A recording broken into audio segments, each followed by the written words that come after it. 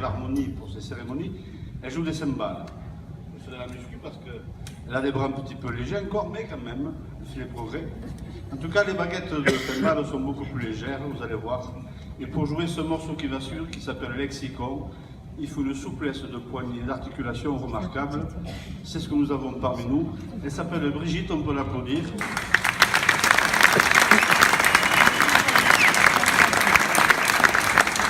À la base, elle était flûtiste et puis elle a découvert cet instrument, comme ça, par magie. Elle ne le quitte plus. C'est juste un pan comme un instrument, avec des jambes de qualité, des doigts qui fonctionnent à grande vitesse aussi, au besoin. Il s'agit des clarinettes, alors ils sont assez nombreux. Les clarinettistes, vous allez pouvoir vous lever parce que ce sont les violons de notre orchestre. Levez-vous tous.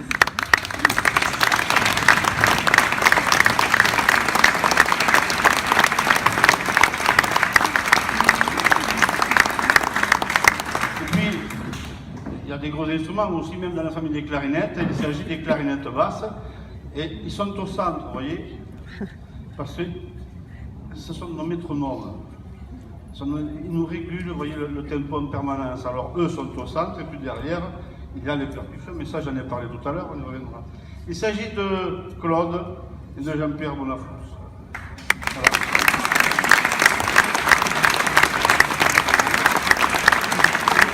Ancien musicien professionnel de la musique d'Aix-en-Provence pour celui qui est à ma gauche, là, et puis après de Versailles pour Claude.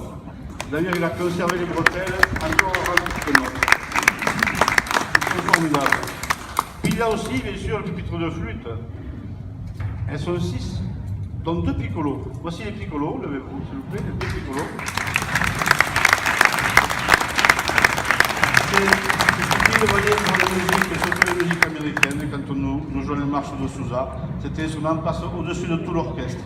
Et puis il y a bien sûr les flûtes, elles jouent des flûtes, mais il y en a 4 aussi à côté d'elles, levez-vous.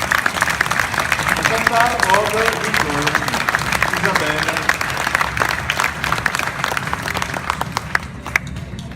Hélène. Hélène est ici. Et puis Pascal. Voilà. Pour faire des passos doubles, pour faire du jazz et beaucoup d'autres choses, il faut aussi un bon pupitre de saxophone. Très bien représenté par 3 saxophones alto.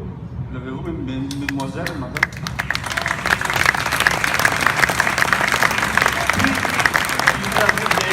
Le spécialiste des passos doubles. Tu peux te lever, José? Voilà. Et puis il y a Jacques Miquel, qui est quand même le fondateur des chœurs du festival de Carcassonne depuis de nombreuses années, et puis qui a dirigé bien sûr cet orchestre formidable depuis de longues années, et puis qui a eu la chance de prendre la baguette à la suite, mais c'est lui qui a choisi le moment de céder la place, on va dire. C'est Jacques Miquel que vous connaissez tous.